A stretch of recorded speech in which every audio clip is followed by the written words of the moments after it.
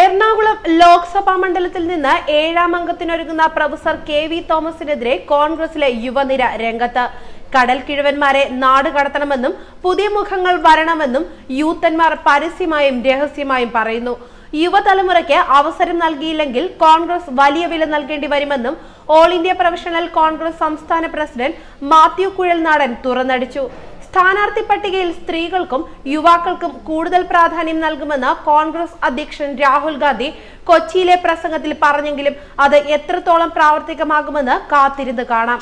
കാരണം ഇവിടുത്തെ സീറ്റ് നിർണയം സംസ്ഥാന നേതാക്കൾക്ക് കൈമാറിയിരിക്കുകയാണ്. കെ കരുണാകരന്റെ ആശ്രിത വത്സലനായ പ്രൊഫസർ കെ.വി. തോമസ് 1984 മുതൽ എറണാകുളത്ത് നിന്ന് മത്സരിക്കുന്നുണ്ട്. 2004 ആന്റണി മന്ത്രിസഭയിൽ അംഗമായിരിക്കുമ്പോൾ പൊതു തെരഞ്ഞെടുപ്പ് സമയത്ത് ഡൽഹിയിലേക്ക് പറന്ന അദ്ദേഹം എറണാകുളം സീറ്റുമായാണ് തിരികെ വന്നത്. എങ്ങനെ ചാടിയാലും സീറ്റുമായി അദ്ദേഹം വീഴൂ എന്നാണ് കോൺഗ്രസുകാർ കളിയാക്കി പറയുന്നത്. സോണിയാഗാന്ധിയുമായുള്ള അടുപ്പമാണ് കെ.വി. തോമസിന്റെ തുറുപ്പുചീട്ട്. എന്നാൽ സോണിയ മാറി രാഹുൽ വന്നതോടെ കെ.വി. തോമസിന്റെയും പി.ജെ. കുര്യന്റെയും അപ്രമാദിത്വം ഇന്ദ്രപ്രസ്ഥത്തിൽ അവസാനിച്ചെന്നാണ് കോൺഗ്രസിലെ ചില നേതാക്കൾ പറയുന്നത്. UPA സർക്കാരിന്റെ കാലത്ത് ഭക്ഷ്യ പൊതുവിതരണ മന്ത്രിയായിരുന്നു കെ.വി. തോമസ്. 72 വയസ്സുള്ള കെ.വി. തോമസ് വീണ്ടും മത്സരിക്കാനുള്ള നീക്കങ്ങൾ നടത്തുകയാണെന്നാണ് റിപ്പോർട്ട്. അതിനാൽ കെ.വി. തോമസിനെ പേരെടുത്ത് വിമർശിക്കാതെ പതിവ് മുഖങ്ങൾ മാറി നിൽക്കണമെന്നാണ് എറണാകുളത്തെ യുവ നേതാക്കൾ ആവശ്യപ്പെടുന്നത്. ഉമ്മൻചാണ്ടിയുടെയും ചെന്നിത്തലയുടെയും ആശീർവാദം ഇവർക്കുണ്ട്.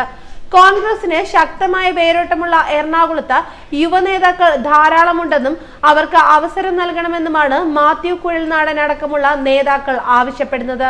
സ്ഥാനാർത്ഥി നിർണയ ചർച്ചകൾ ഇന്ന് ആരംഭിക്കും. തന്റെ സഭാ സ്വാധീനം ഉൾപ്പെടെ ഉപയോഗിച്ച് മത്സരിക്കാനുള്ള നീക്കങ്ങളുമായി കെ.വി. തോമസ് മണ്ഡലത്തിൽ സജീവമാണ്.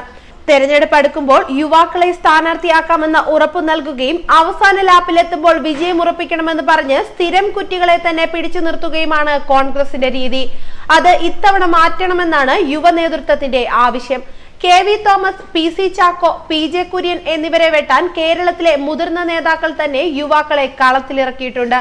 കഴിഞ്ഞ രാജ്യസഭാ തെരഞ്ഞെടുപ്പിന് മുമ്പ് കടൽ കിഴവന്മാർ മാറി നിൽക്കണമെന്ന് ഷാഫി പറമ്പിൽ ആവശ്യപ്പെട്ടിരുന്നു. ഇത് ഉമ്മൻചാണ്ടിയുടെ കളിയാണെന്ന് ആക്ഷേപം ഉയർന്നപ്പോൾ ഷാഫിയെ പരസ്യമായി അദ്ദേഹം തള്ളിയിരുന്നു. ന്യൂസ് ഡെസ്ക് മലയാളി വാർത്ത.